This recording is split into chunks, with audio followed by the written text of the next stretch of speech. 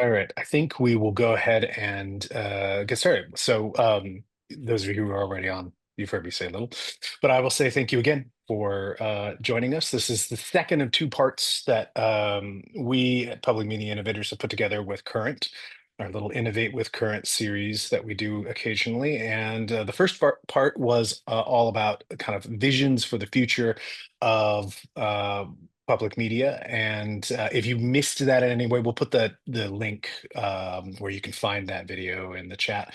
We got a lot of buzz afterwards about that too. So thank you, Amber, who's dropped that in. I do want to introduce my colleagues at PMI, Amber Samdahl at PBS Wisconsin and David Huppert at PBS North Carolina. And thanks to Nita, who kind of helps support us through this peer learning community and helps make these webinars possible. Thanks also to Current for loaning us Mike Janssen, who's going to do all of the interviewing and hosting duties. So Mike, do you want to take it from here?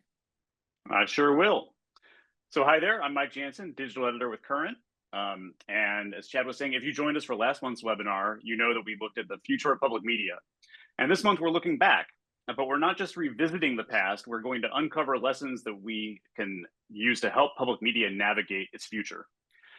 As I spoke with our panelists to prepare for this discussion, I was reminded that the founders of public broadcasting were inspired by some fundamental ideas about the purpose of the system and the needs that they were aiming to address. And I think exploring those ideas is a great way to remind ourselves why the concept of public broadcasting is something worth fighting for today, especially at a time when it's increasingly under attack.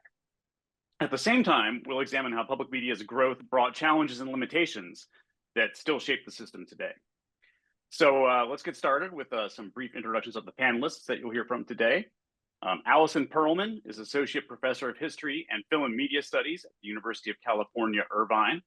She's the author of Public Interests, Media Advocacy, and Struggles Over U.S. Television. She's currently working on a book about the history of national educational television.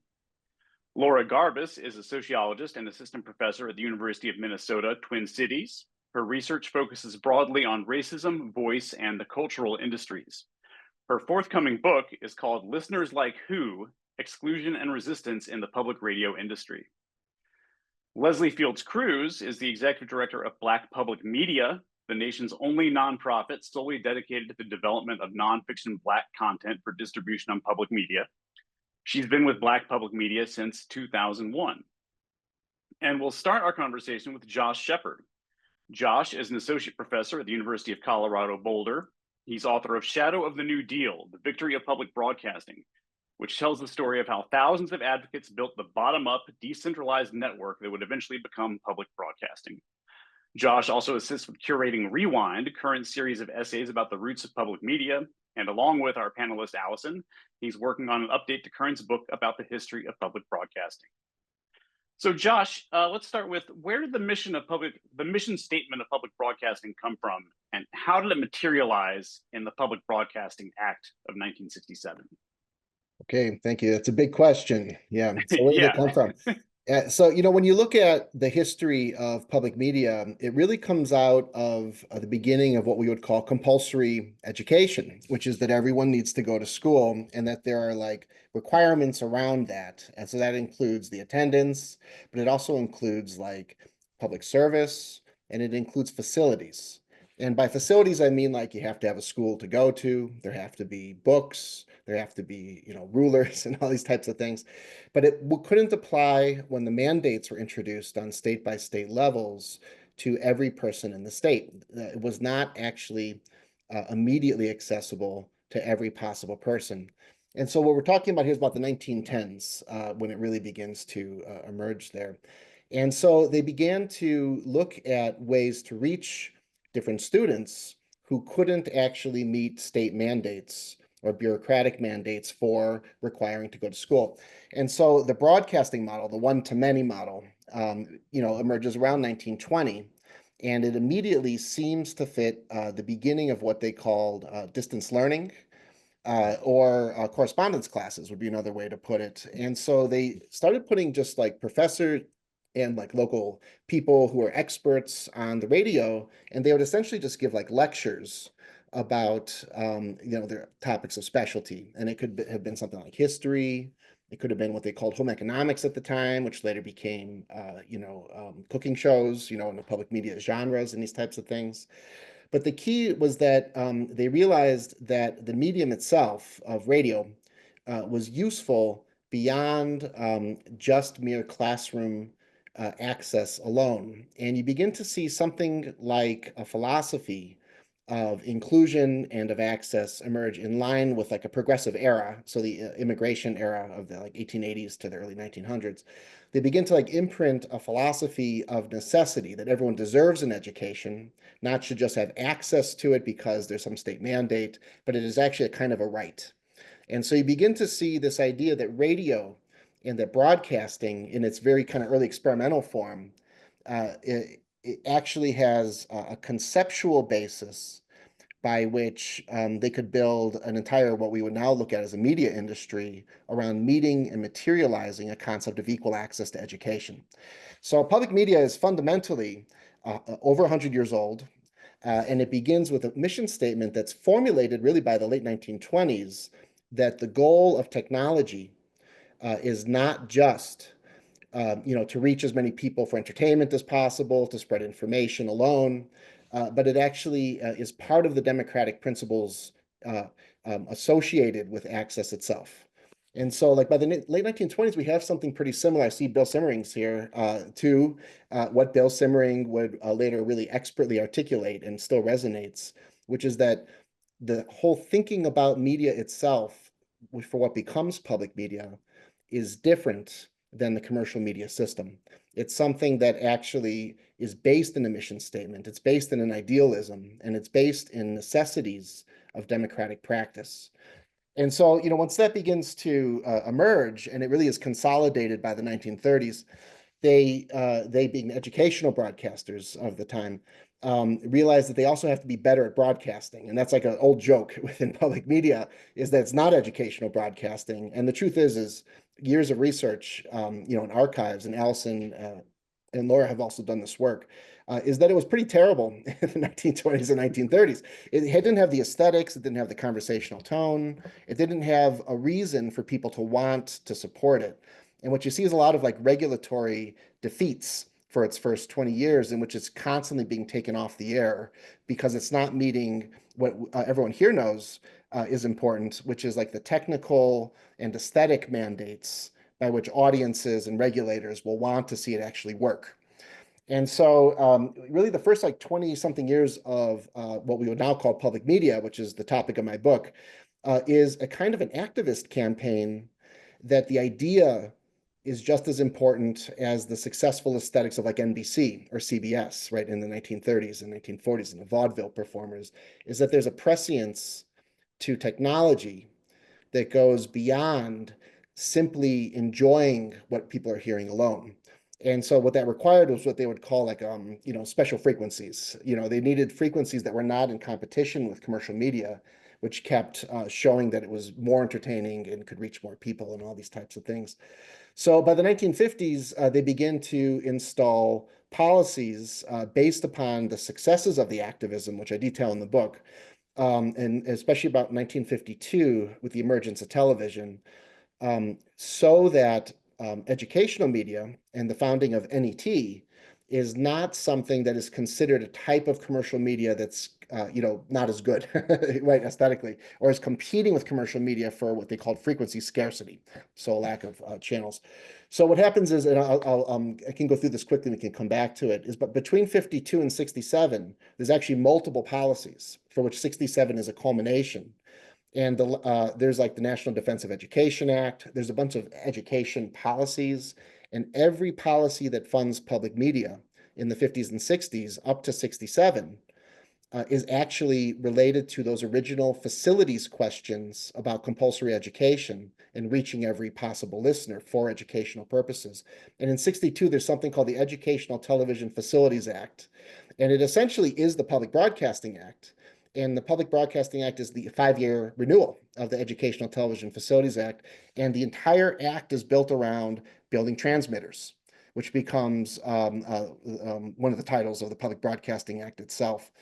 So okay, and I'll stop on this in just a second, which is to say, the concept of equal access to education led to all of the funding through transmission and access points of facilities. And every winning argument for funding that has happened since the 1920s has been based not just in the concept, but the relationship between the concept and the access points, so the infrastructure.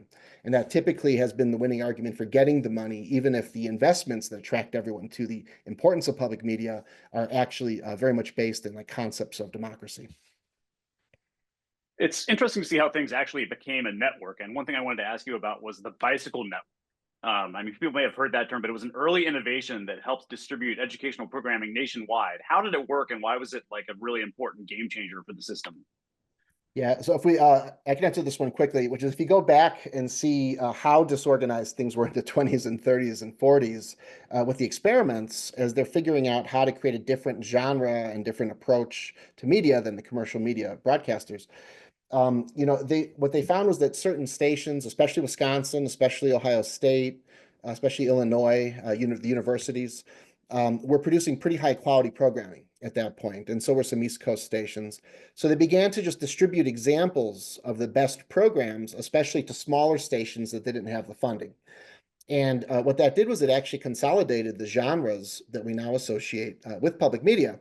And so almost every public media genre is actually a type of curriculum in its inception. Every single public media genre started as a class, essentially, that became educational entertainment of a type. And a kind of like aesthetic emerged by which a combination of educational commitments and philosophical commitments, I would say, along with just doing good television and radio, began to foment. And the bicycle network was distribution mechanism, and it would usually start with University of Illinois or NYC, WNYC in Siegel. And then they would just send one program around the country as a record, like a pressed record, which they called a program transcription. And then what happened was we would kind of get an idea of what non-commercial media meant in contrast to the quiz shows or something like that, or the Westerns that you would have gotten on CBS at the time. But the origins of the aesthetic of what we think of public media are, in fact, the bicycle network and the sharing of the best examples of curriculum around the country at all the different universities. And that's also why a lot of public media stations are at universities, as they just literally began as university divisions.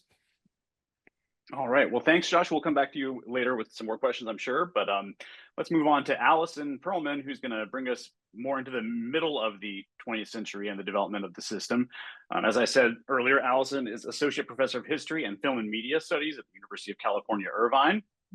And Allison, in your book, Public Interests, Media Advocacy, and Struggles Over U.S. Television, you tell the story of how advocates for educational TV persuaded the FCC to set aside frequencies for non-commercial TV stations, which was a major and important development. What were some of the creative ways they envisioned using television to serve the public? Yeah, thank you. Well, and in some ways, it's really great to follow Josh because the end of his story is kind of the beginning of mine. And so in the early 1950s, there were two kind of really important seminars at the University of Illinois that brought together educational broadcasters from across the country. And a number of developments came out of these seminars. One was the bicycle network that Josh just referred to. And then the other was this like growing sense amongst educational broadcasters that TV was really important, and that if there wasn't some action right away to try to set aside channels for non-commercial educational purposes, then essentially the TV medium would be this kind of commercial wasteland with no possibility for educational programming.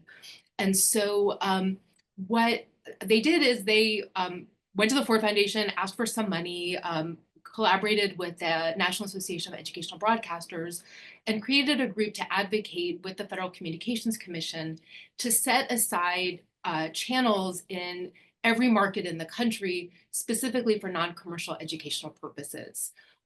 Their request coincided and in fact was sort of inspired by a television licensing freeze between 1948 and 1952. So in these 4-year period, the Federal Communications Commission did not issue any new television licenses, predominantly because the FCC wanted to figure out answers to some technological questions, like, should we have UHF and VHF stations? How many stations can operate within a single market?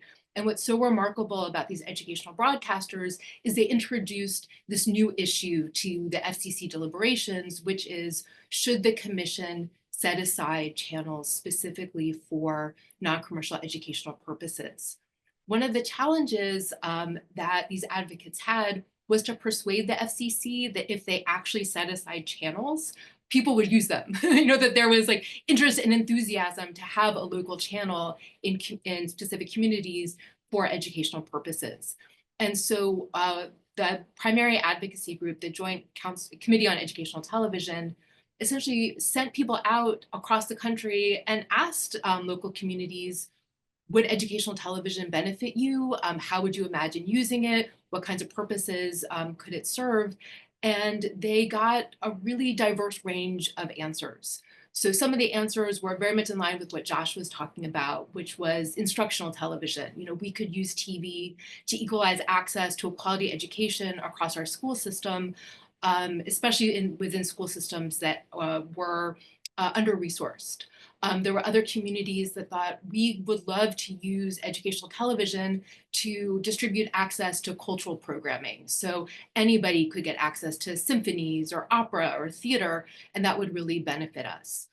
There were some communities who thought we would love to use television as an instrument of civic instruction so that the governor or the mayor or local school boards could have a platform to talk to a diverse public. And so this testimony became a really key part of persuading the Federal Communications Commission to set aside 242 channels specifically for non-commercial educational television. And so in some ways, the roots of public television comes from this moment of sort of a setting aside of a public resource, the nation's airwaves, specifically for non-commercial TV. So the book you're currently working on is about the history of national educational television. And for members of our audience who may not know, what was NET and what was its significance during this time? Yeah, so NET is often described as the precursor to PBS, and I think that's probably a fairly good description. So after the FCC set aside these reservations in 1952, there was a sense that the success or failure of educational television would hinge on the quality of its programming. And so the Ford Foundation, which was the primary benefactor of non-commercial television for decades, essentially created a new organization called the Educational Television and Radio Center. And its primary goal was to collect, later produce, and distribute programming to this burgeoning educational television sector. And so initially in the 1950s, what NET was the brand or the logo that this nationally circulating programming was distributed under, that was collected, later produced by the center. In the 1950s, it looked so much like the radio that Josh was describing. The president of NET was a man named Harry Newbern, who had been the president of the University of Oregon. And he approached delivering a national programming service somewhat similarly to developing a college curriculum. So he created different categories of programs that he would distribute each week to educational television stations that aligned with academic subjects, so sciences, humanities, arts, and so on. Newbern steps down in 1958, and he's replaced by a man named John White. And White had a somewhat different vision of what NET should do for national circulating programming, where he inaugurated this idea of educational television as a fourth network. And so it was clearly educational in purpose, and NET was always very aware that local stations really prioritized instructional programming for their local communities. But White really wanted NET to provide programming that offered things that you couldn't get on commercial TV. So that would include discussion of controversial topics, the airing of perspectives or viewpoints that commercial stations were nervous to put on the air, an embrace of experimental, sometimes avant-garde cultural programming that was like on the cutting edge, but maybe a little bit too weird for commercial stations. And so NET throughout the 1950s and 1960s was the primary national organization to set a national programming schedule for local stations. One part of the history you researched that I found really interesting was how NET's innovative work in the 60s of producing documentaries and journalism for national broadcast ran into friction from stations that didn't want to air that programming. What was behind those disagreements? Yeah, so the educational television sector throughout the 50s and 60s, and maybe still today, was really diverse and had very distinct understandings of what the purpose of non-commercial television was. So there were some stations that were very wedded to a somewhat strict definition of education. Like, our job is to get French lessons to kids who otherwise wouldn't learn French. There were other stations that were supported by state governments that really understood the goal of the station as civic instruction, but in a way that shored up the status quo. And there were also stations, especially located on the coasts, that really embraced White's vision of educational television as oppositional television, or a form of television that was a really important counterweight to commercial broadcasting. And so one of the things that NET encounters, and I have a tremendous amount of compassion for a lot of these local stations, is they really wanted to push the boundaries of what could happen on television. So they would circulate programs. The ones that I think probably were controversial were often around African-American civil rights. So a number of stations for political reasons, maybe also for the personal beliefs of some of the station managers, were really reluctant to put programs on the air that discuss the Black freedom struggle in ways that were highly sympathetic to some of the activists.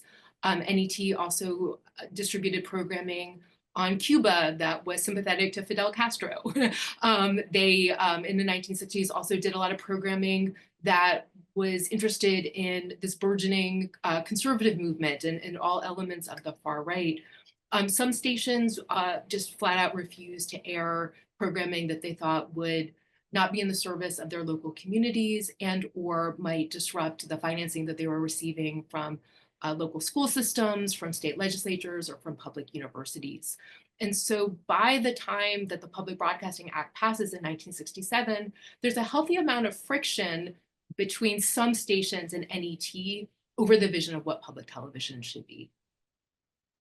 All right. Well, this idea of conflict between the mission of public broadcasting and how to put it into practice is something that we're going to talk about with Laura Garbes as well. Laura Garbes is a sociologist and assistant professor at the University of Minnesota Twin Cities. Her forthcoming book, Listeners Like Who: Exclusion and Resistance in the Public Radio Industry, examines how public radio was formed as a white, racialized institution, and it shows the complex cultural work that public radio professionals of color have done to expand who the network is for. It's what I've been able to see of it so far is really fascinating. I think it's something a lot of people in the system are going to want to read when it comes out pretty soon. So I'm looking forward to talking with Laura about this. So starting in the early 70s, we have the formation of NPR, and that's a period of time that you've looked at quite a bit, Laura. Public media was founded with a commitment to serving underserved audiences and providing a platform for diverse voices.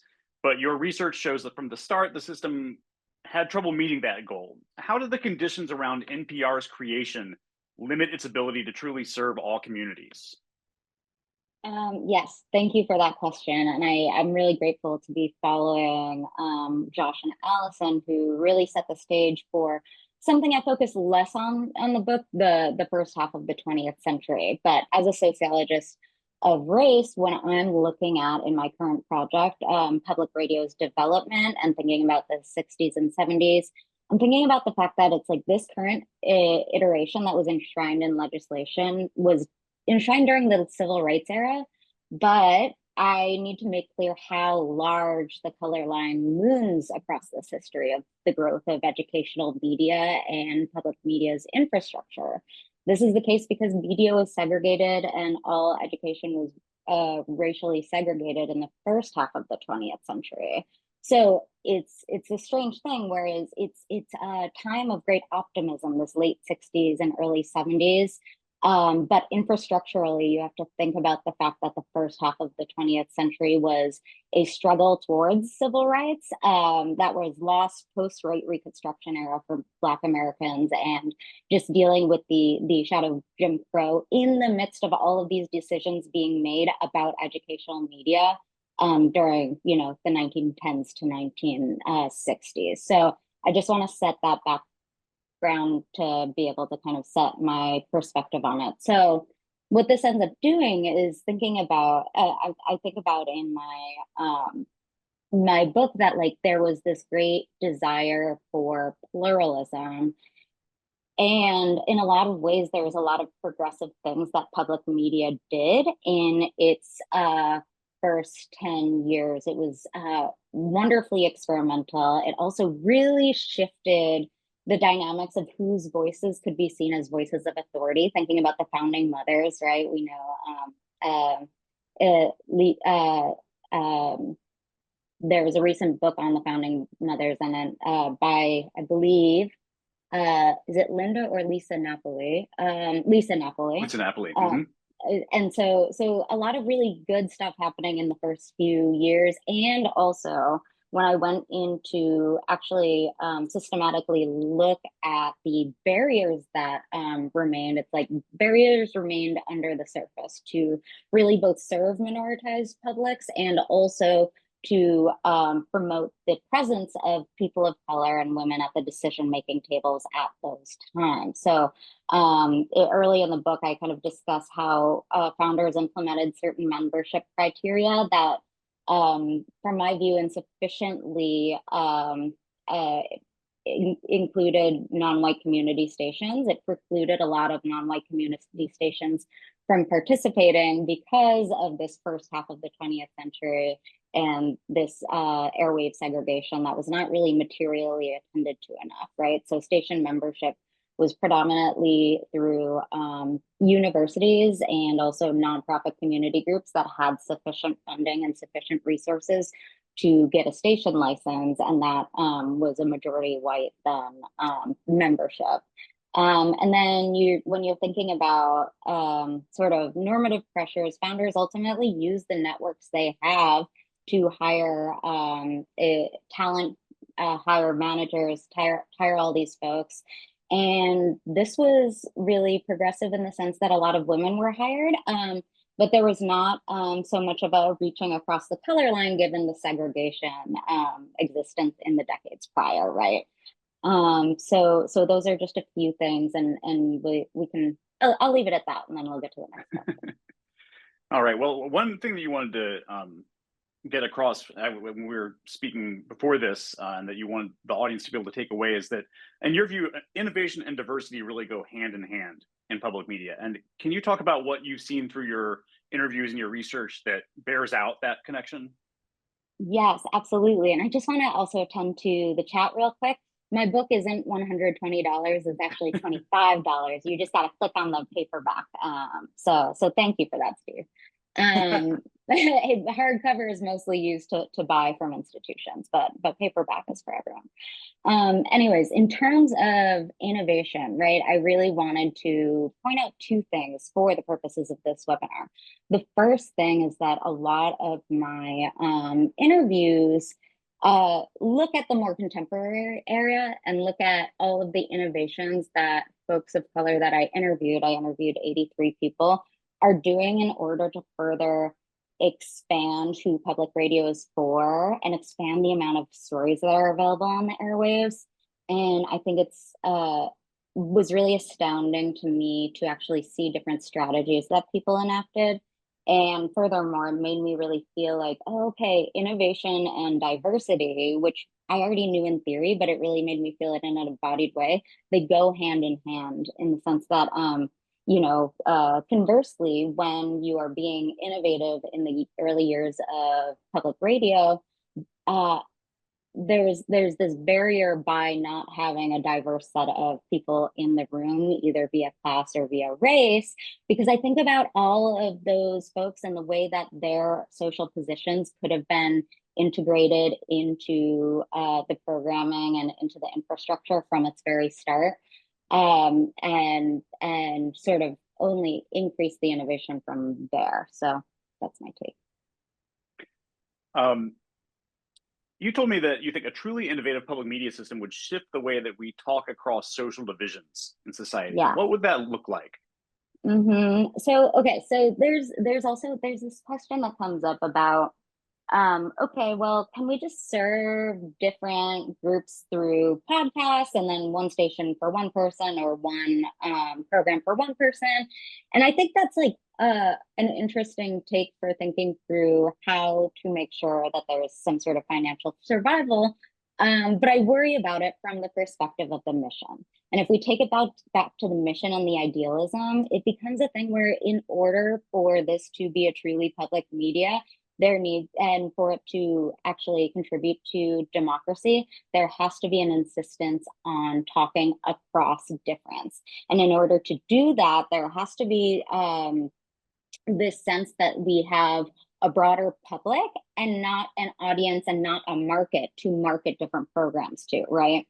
So I always draw on Tanya Dreyer, who talks about an ethics of listening and an ethics of care in listening.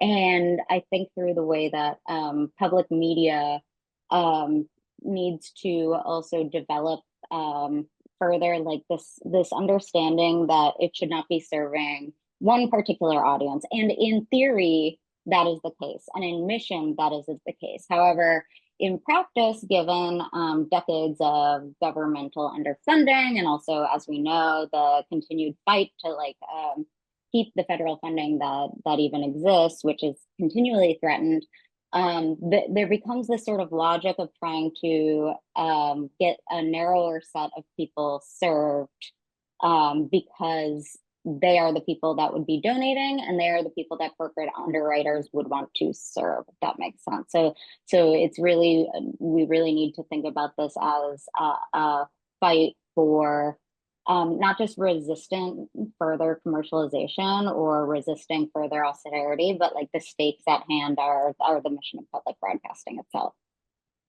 All right. Well, thank you. And we're going to move on to speak with Leslie Fields-Cruz, I'm sorry, who will have us look back at the founding of Black Public Media and even ahead to the future. So Leslie is the executive director of Black Public Media. She joined BPM in 2001 to manage its program development fund. She served as director of programs from 2005 to 2008 and as VP of programs and operations from 2008 to 2014 before being named BPM's third executive director in 2014. She's the creator of BPM's award-winning anthology series, Afropop, The Ultimate Cultural Exchange, which features contemporary stories from the African diaspora. And under her leadership, BPM has cultivated new partnerships, diversified revenues, and initiated vital new programs supporting Black talent and content development. Leslie, how did the National Black Program Consortium get started, and what need was it seeking to fill in the system at the time? So, hi, everyone. It's really great to be here and to talk about and to learn more about the history of public media. Some things I knew and some things I didn't, so it's always wonderful. But I know that back in 1977, there was a task force put together to really look at public media and how it's serving underserved communities. At the time, I know that Vision Maker Media had already been created, and so they were serving the Native American communities. And so what came out of that report was that there was a focus on minorities being in control of not just the stories, but even being able to distribute the content across the system. And so out of that, in 1979, with some of the other producers at different public television stations around the country, they came together to form the National Black Programming Consortium.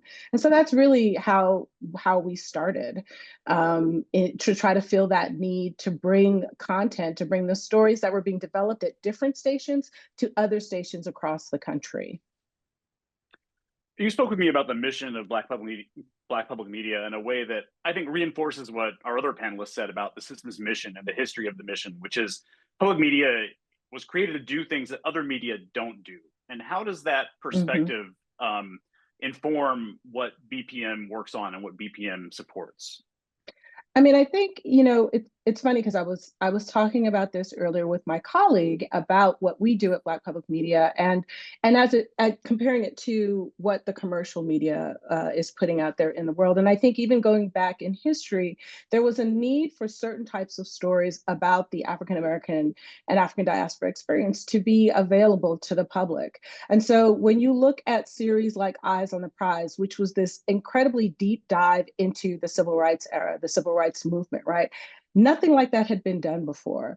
But it took Henry Hampton, who was, a Black filmmaker, who was like, we need to have this story. So he created this, it's a two-part series. And I remember watching it as a teenager and learning so much more from that series that I had not received when I was in school. So that was another, another instance of where NBPC at the time being able to help and support and push that series out in partnership with public media, serving an audience like myself at that age, discovering and seeing my own experience and those of my parents at this point reflected in the media. So I think that our mission around bringing stories about the African American and African diaspora experience, supported and created by visionary content creatives, it was true then, and it's still true today. And I also just want to make it clear to everyone, because I get this, some people say, oh, well, you're only supporting Black filmmakers. And that's actually not true. We're really invested in supporting Black stories that illuminate and expand the Black experience.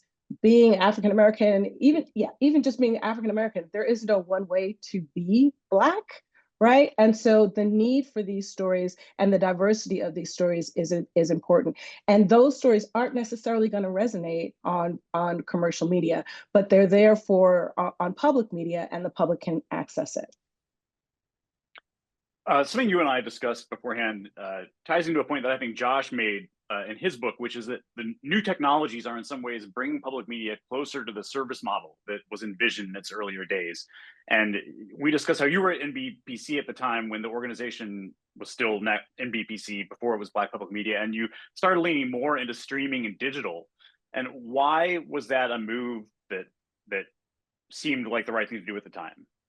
Well, in one hand, we were listening to the independent media makers. They were experimenting and trying to tell stories and distribute it on a platform that they felt was kind of like the Wild Wild West. It was a way for them to reach audiences in a way that public media was not. They were, public media was reaching a much older audience, a much wider audience, and they were trying to connect with younger and more diverse audiences.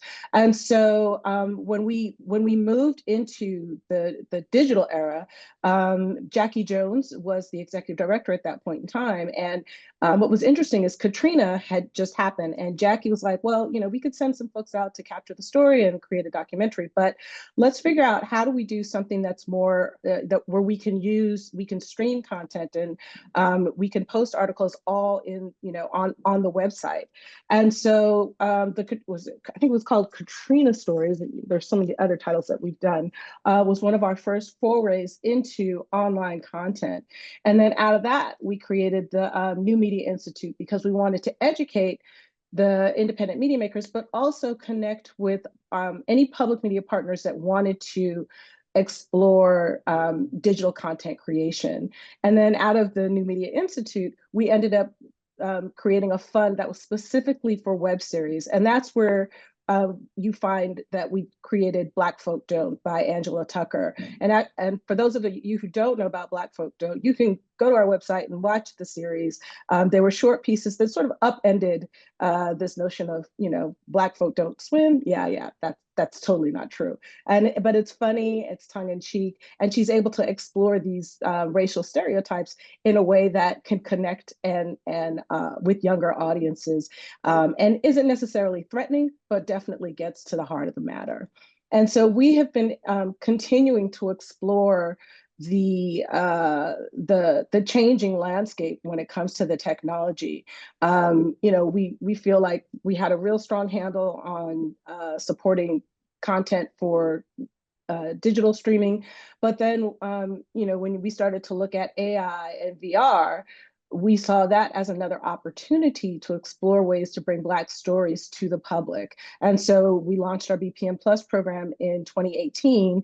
And through that, we've actually been able to connect creative technologists to public media. For example, Tamara Shogalu, who worked with Frontline on the Unresolved project. She created the interactive website, and there was an installation that was created. She won an Emmy for that.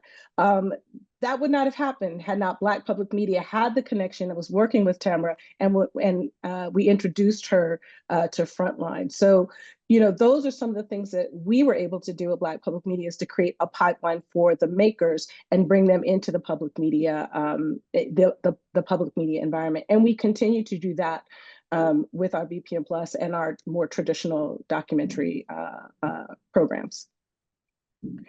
All right, well, thank you, Leslie, and thanks to all of our panelists so far for these great insights. Chad, are there questions that we can take on from the chat? Yeah, I got a couple. Someone was very ambitious, I might say, and they actually sent us this question yesterday. So we never even thought anyone would do that. So if you ever register for one of these and want to email us questions ahead of time, that's cool. This question, and I don't know who sent it, because I didn't get the email directly, says, when I started in public radio in 1980, there's a context clue. One of the big concerns was whether or not government support would be stopped. 45 years later, that same question is still being asked. Yeah, I guess that question actually kind of goes back to, even 1970, 71. Anyway, how much was public broadcasting dependent upon government funding in its formative years? This question is for all the panelists, so brace yourselves. And can the panel foresee a system that doesn't use government dollars? And if so, where would sufficient funding come from? Who wants to be brave enough to tackle that one to start off? That might not be a fair one for Leslie to answer, given her role, but like you can definitely kick it to the historians, and then Leslie, you can let us know if you want to or not. Mm-hmm. Well, I'm happy to start. The Ford Foundation was instrumental in the creation of public television, and Josh's work really speaks to how instrumental the Rockefeller Foundation was to the development of educational radio. So the early development of public media owed tremendously to philanthropic foundations. There had historically been forms of public support. Josh mentioned the Educational Television Facilities Act. So there was public support, for example, for the construction or activation of stations. Different government departments or agencies might sponsor a particular program on educational television that aligned with their mission. So the Department of Education or the Atomic Energy Commission and so on. But by and large, the Ford Foundation was how educational television existed both nationally and locally.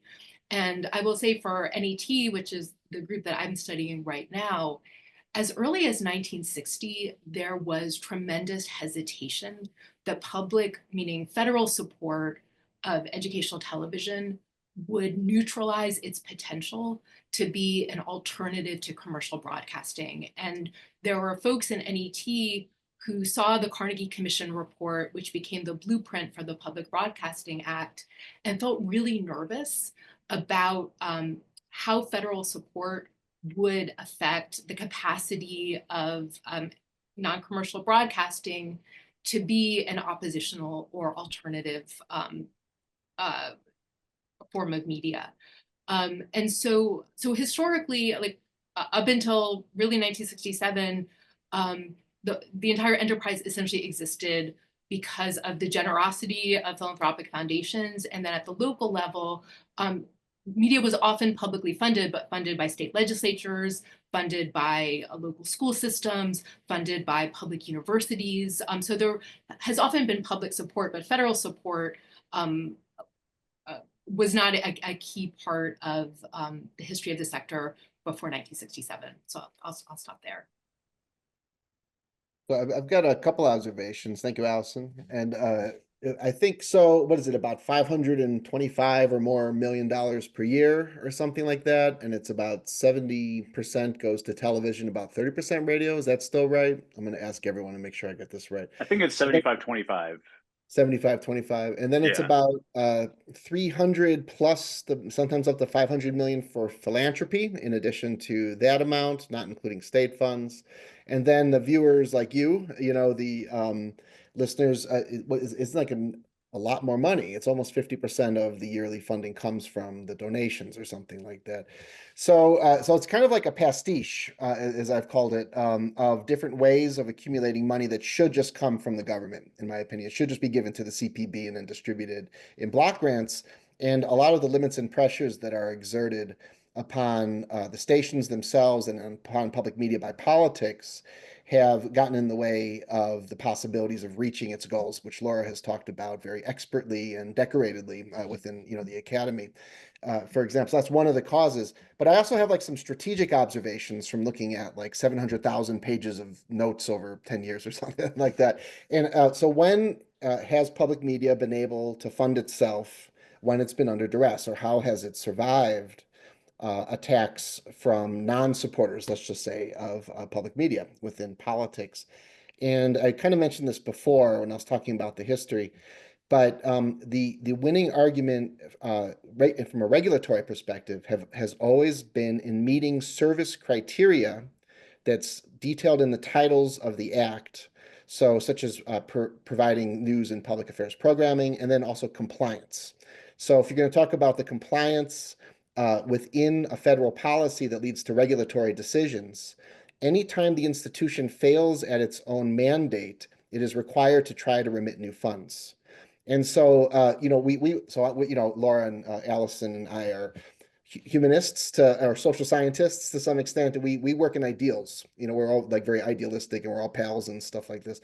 But in terms of what I've seen historically, the argument about the meaning of public media has not been persuasive in a regulatory sense, and in fact has led to defeats a number of times because commercial broadcasters will just say they're doing the same thing but better, and then regulators believe them because they don't know. You know, so but because of the educational and facilities infrastructure that was set over the first 50, 60 years, that is the precedent by which an advocacy can succeed at forcing the institution to fund what we believe to be idealistic goals for democratic media. So I would say, like, if there was going to be some kind of activism during the current moment, without getting too specific that we're all aware of, it has to be the ideal as applied to the mixture of the service criteria and compliance issues that are largely based in facilities in the titles of the act. At that point, they have to change the policy. They can't actually say, they can't dodge it on content. Like the FCC's attacks currently that aren't coming from the whole FCC, just new FCC, chair or chief, the chair, that are coming are based upon like an idea from the same source. Like the right has figured this out, but public media needs to now advocate based upon the regulations itself in order to support the content that we believe in.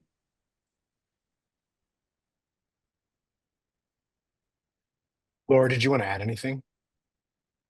I suppose that pretty much covered it. And I do just want to give one global and comparative zoom out, right? So I just want to remind everybody that when you're looking at this on a global scale, the US government has never nearly come close to funding American public media as much as any other who we would consider a peer nation, democratic peer nation of the global north.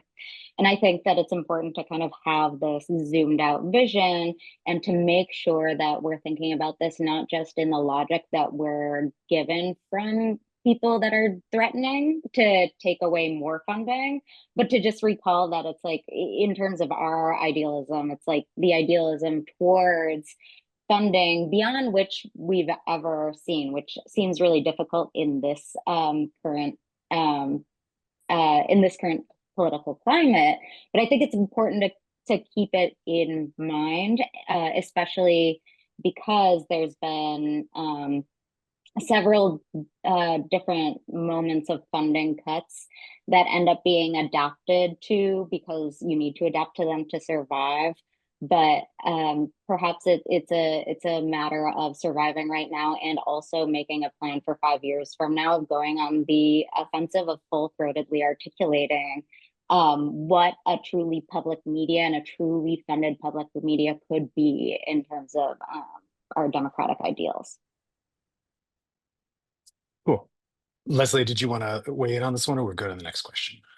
I mean, I think for us, since we're our own independent nonprofit, right, and we receive some support from the Corporation for Public Broadcasting, but I think it's good to know for those of you, I think, in terms of nonprofits who receive federal funding, and many times it's used to leverage and match, right, to bring in additional dollars. I know that's true for Black public media, but it's also true for the makers that we support, right? In so many cases, when Black public media is first funds in for a project, it literally opens doors to private philanthropy, high worth donors in a way that, makers who, by the time they come to us, they've already tried to get into those doors and they can't. But when someone says, "Oh, you receive funding from Black public media," wow, then we really want to listen to you. So, and earlier on in Black public media's history, I think the support from CPB was crucial in order to create the organization so that it can then go out and do the work that's necessary to bring in other dollars. So, I guess that's all I can say. Cool. So the next question that came in, this is from Amanda Upson, and this is for anybody who wants to answer it. And we will, just for everybody else on the call, we will drift past the top of the hour if we've got a couple more questions left. We want to try to get to all of them. So, hang in there if you can, past the top of the hour. To anyone who want to answer, how is your scholarship or the work that your organization creates, in the case of Leslie, focused on reaching, serving, or addressing disability, ensuring authentic representation of disability on screen, and/or accessibility in production and distribution? Here's a little extra context. Given the references to broad public diversity driving innovation and mission for serving all Americans, and the fact that disability cuts across all demographics, 25+% of American adult population, how do you ensure disability is contemplated as a part of your work? Leslie, do you want to maybe tackle that from kind of the Black public media perspective? Because I know you guys have thought about this. Absolutely. Well, I mean, in all of our agreements and contracts, we definitely ensure any maker that comes to us and they want to create, they want to receive our funding, they have to make sure their programs are closed captioned and hearing described. So that's one end. From ensuring that there are makers behind the scenes that are representative of the disability community. Again, it's where our funding is open to any and all of our makers. And I'm not gonna I have a friend, but we have definitely funded makers who are telling those stories. And if you go to our Afropop digital shorts, there's a piece right now that's called Hands Performance, and it's actually it's fascinating because it's in sign. But if you don't sign, you don't know what's saying, if that and that was the intention of the maker. It's also represents Black, queer, deaf community. So pulling in all of these multiple identities. So that is part of the work that we do at Black Public Media, is to identify and source these films to bring them to the public. That's really part of our mandate. And that's what we'll continue to do. Absolutely. For Allison and Josh and Laura, is there anybody out there who's kind of doing that type of research, studying the history of representation for people with disabilities in public media or in media in general? Reference sources we maybe want to consider. You guys know any?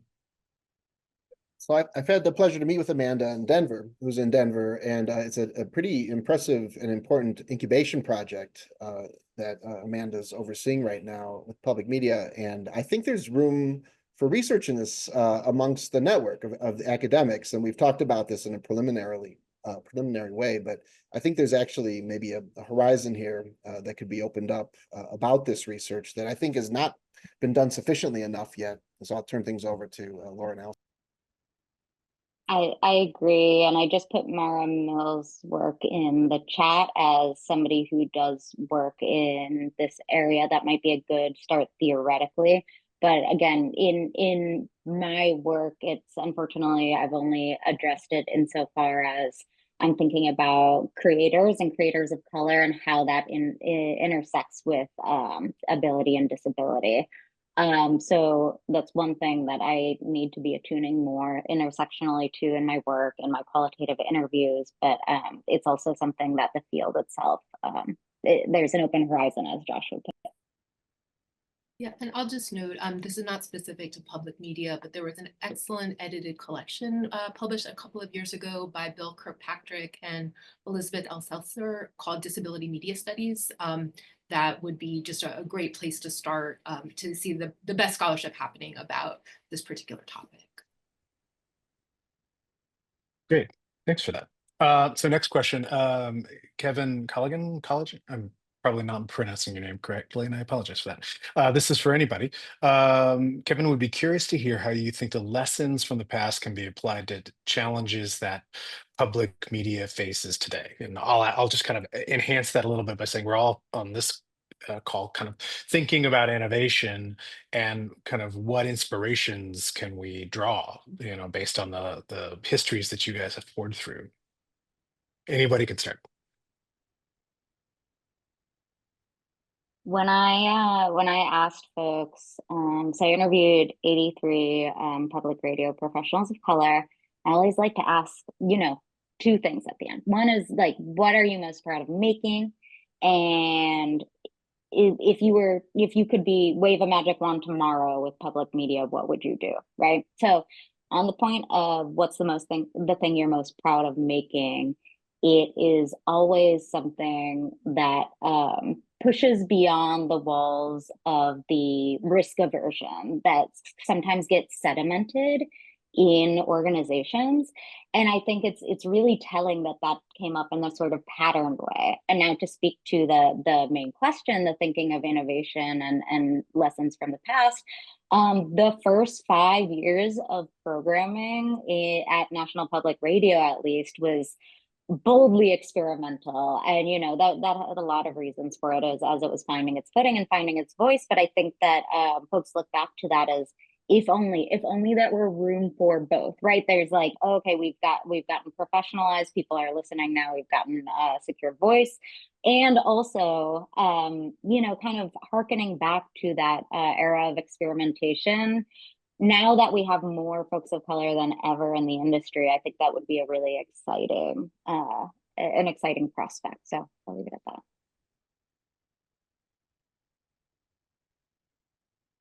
Allison, you kind of referenced this a little bit in your section because you were talking about how in the 50s, this, what became public media, PBS, was where where content that didn't fit in other places in, the mainstream before it was mainstream. Can you talk a little bit more about that in this context?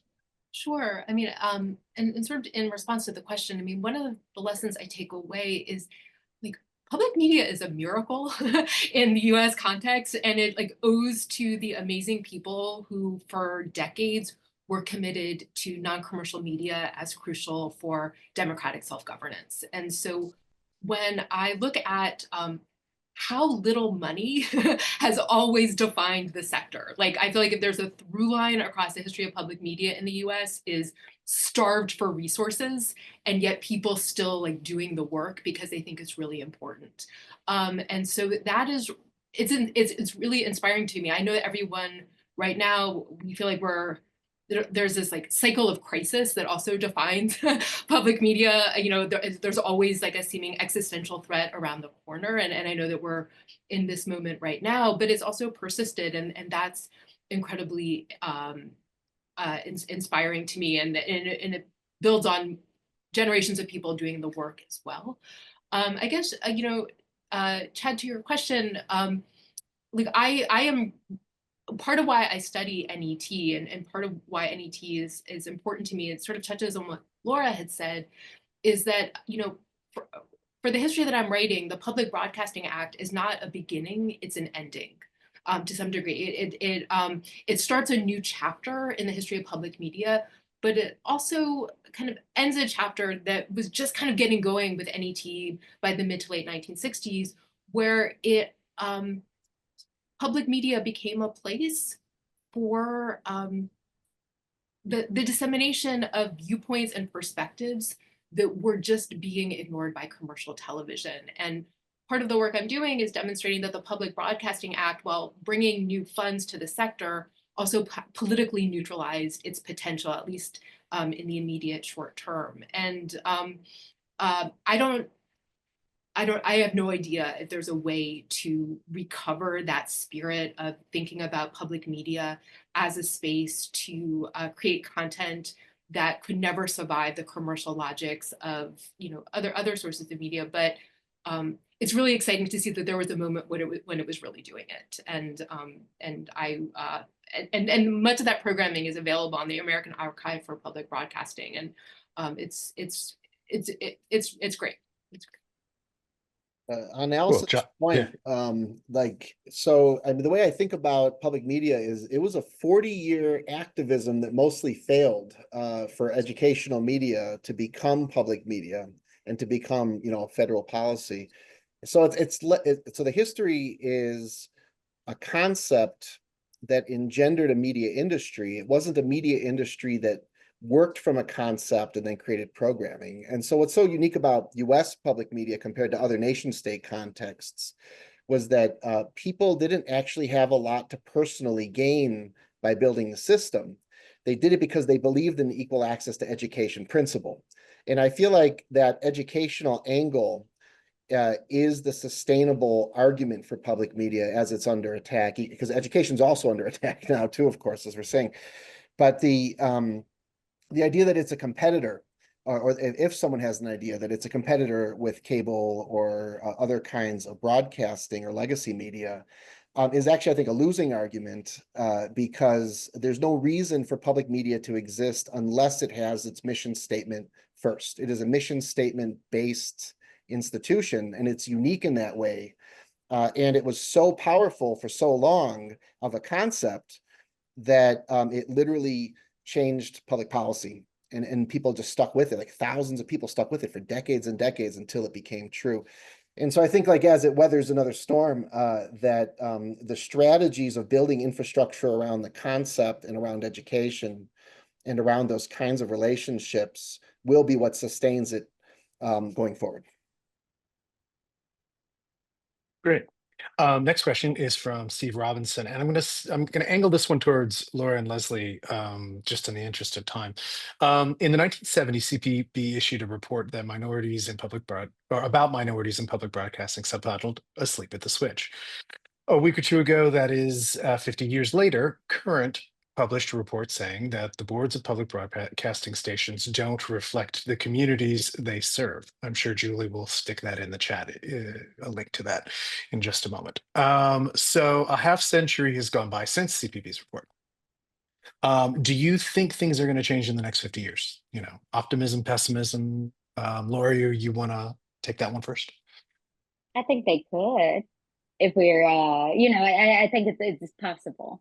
I think right now, with the funding structure we have, we are what I argue a privilege dependent system, right? And what I mean by privilege dependence is if it's this pastiche, as Josh calls it, of trying to get the funding needed for all of these stations to do the excellent work they do, necessarily there will need to be a catering to a particular donor class, right? And there will be a need to cater to corporate underwriters of, like, look at what a wealthy audience we have, right? And there will be a need for those boards and a needs for the leadership to be really good at asking philanthropists and asking well-connected, mostly white networks for money. So I would say I'd be hard-pressed to imagine a world that the funding structure stays exactly the same and things change, I think that the funding is sort of materially the key to all of this.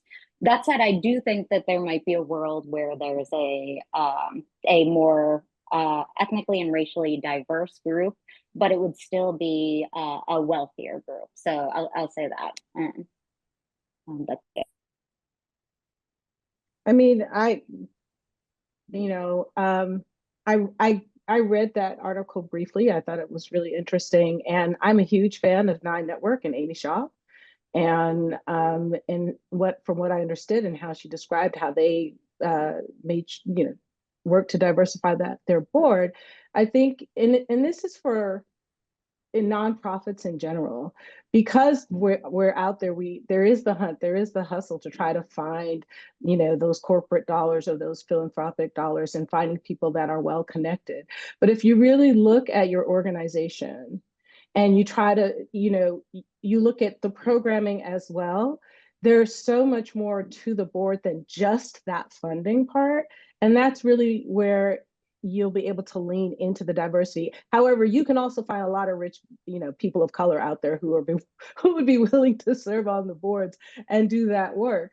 But if we're really talking about diversifying the boards, it can't just be around, you know, the money structure. You have to look at it from the needs and the services and your constituency, and bringing those voices in and empowering them on the board. So if there's a model to be copied, it's what Amy Shaw is doing over there at Nine Network. And I think that rings true for not just public media boards, but corporate boards, nonprofit boards around the country.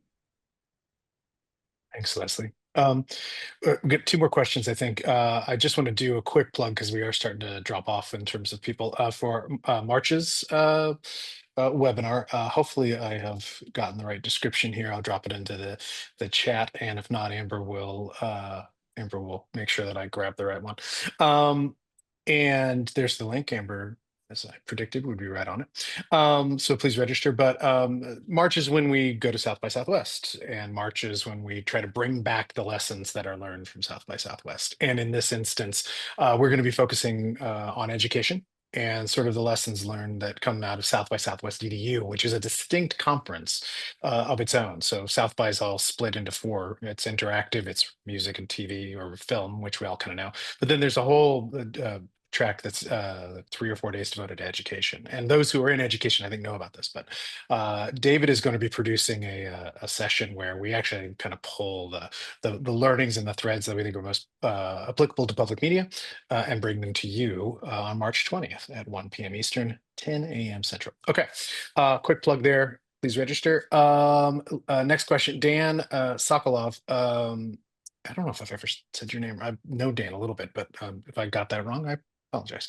Given the current social and political climate and debate about the perceived bias of public media in Washington, and I'll just sidebar to say, for as long as I've worked in public media, we've gotten hit from the right and left telling us how biased we were. So I always feel like, oh, we're right there in the middle. That aside, perceived bias of public media in Washington and likely across many states and communities, what lessons from history should public media leaders, like all of us, embrace to inform the conversation of why, now more than ever, public media is a treasure not to be undermined? Anybody want to? I'm seeing good facial reactions. Laura, you want? I'll Yours just say looks the most quickly. eager. Yeah. Okay, I just want to say quickly, and I'll leave it at that, is like, I think an important talking point that I want to get into this conversation of like, oh, viewpoint diversity and right and left and things like that is like, I don't think it's necessarily I think there's another way to counter these questions in terms of thinking about it as okay, public media was invested in to serve underrepresented communities. So it doesn't really need to be this both sides conversation of this particular type of balance, because it was created with something else in mind, something larger and something to cross across social divides. And I think when we continue to think about it as left political, right political, and centrist, I think we kind of get trapped in this cycle of thinking of tit for tat, Democrat, Republican, when I think the mission is broader, and it's about cutting across that social division and cutting across difference.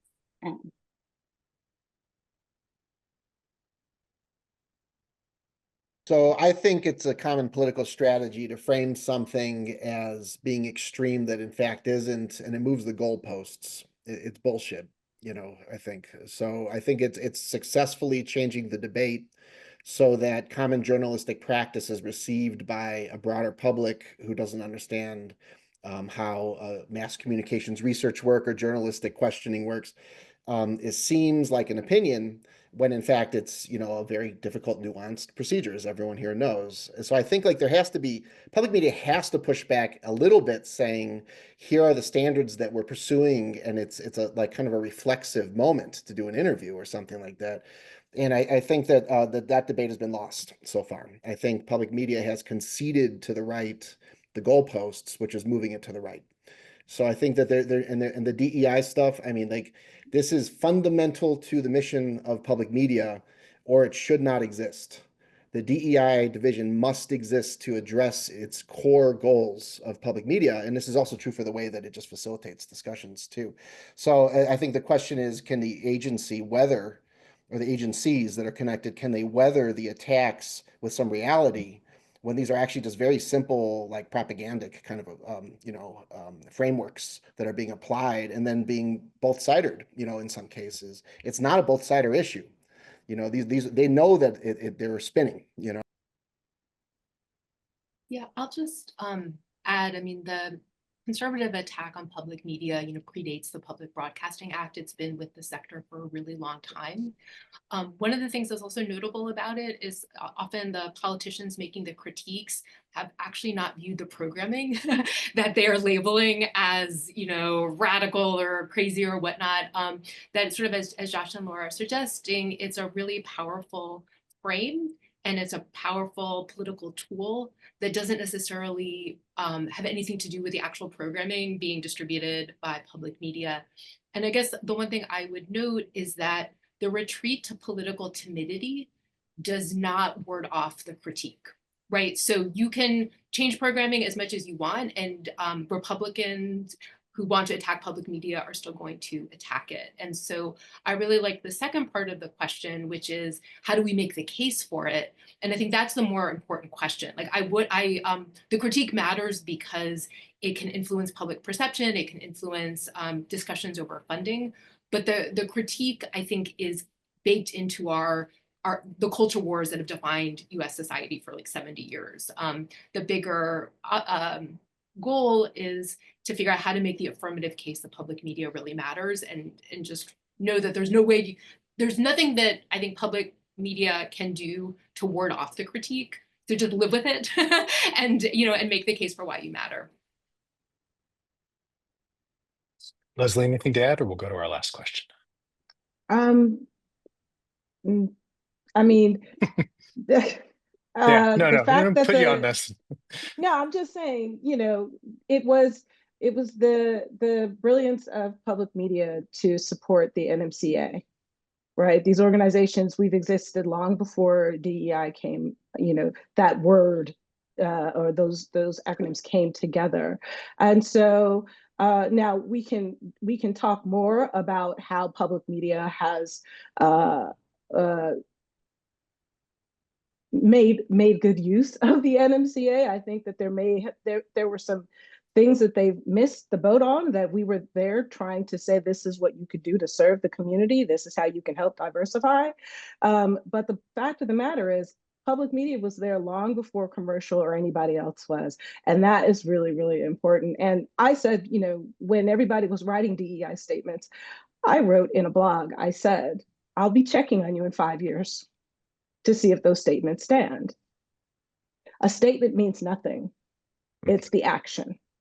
It is the action. And if we are true to the public media mission, and now it's very, very clear what our actions need to be. Good point.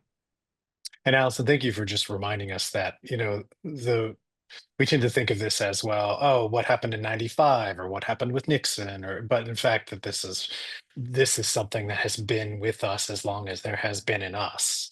And that also underscores that us also predates PBS and NPR. This has always been a pushback. There's always the larger context of politics around public media. So I appreciate that reminder. Okay, last question. And we're going to try and end well, we'll end on a future looking note. And what I kind of want to do, last month, of course, we talked about the vision, or people who have a particular vision for the future of public media. And so what I'd like to do, having kind of dwelled on the history for now about 75 minutes, is to just ask each of you, like, what is your vision, or feel free to interpret that as a hope? What is your hope or vision for where public media goes? It's 2025, over the next 10 years. We'll keep it late. Is anybody want to volunteer to kick that one off? I may pick Josh just because I know Josh, the bet. Yeah, Josh and you've got that. But I also know Josh can vamp. So go, Josh, go. Yeah, what do I think? I think it survives the dangers of being occupied, and then actually changing its mission statement. I think that's the danger. That's the goal. The goal is on the next 4 years and possibly beyond, if we don't have fair elections for a while, that where this is not an institution that they're going to completely defund. They're going to try to change it into what we would call state-based media, as opposed to public media, where there's no differentiation between what comes from a specific political party and the institution. Now, I don't think that's what public media wants. I think that's the goal of the politics around it. So I think, like, the first thing that it needs to be done is, the infrastructural attendance, which is like you have to use the policies to protect it within the language of the policies that would then have to be changed in order to change the institution. And then from there, I think, then the other stuff's always, like, we call it convergence in the academy, which is like all these different media are like changing to different media. It remediates. So you have like legacy media becoming digital media and stuff like that. That's going to continue. I think that we're looking at more streaming. You have that deal with Amazon, for PBS stations. And then I think content, and I think this is the crucial thing. One thing I love about podcasting, there's a lot of things I love about it, is that you can produce a podcast for the smallest imaginable audience that reaches the demographic, as we would call it, intended, which is actually the goal of public media. There are opportunities through new technologies to meet its mandate that no audience is too small, that every constituency deserves access points. And if it continues to attend to that, that is actually the grounds by which it will grow. It has to be like a conglomeration of attending to the actual listeners of each community.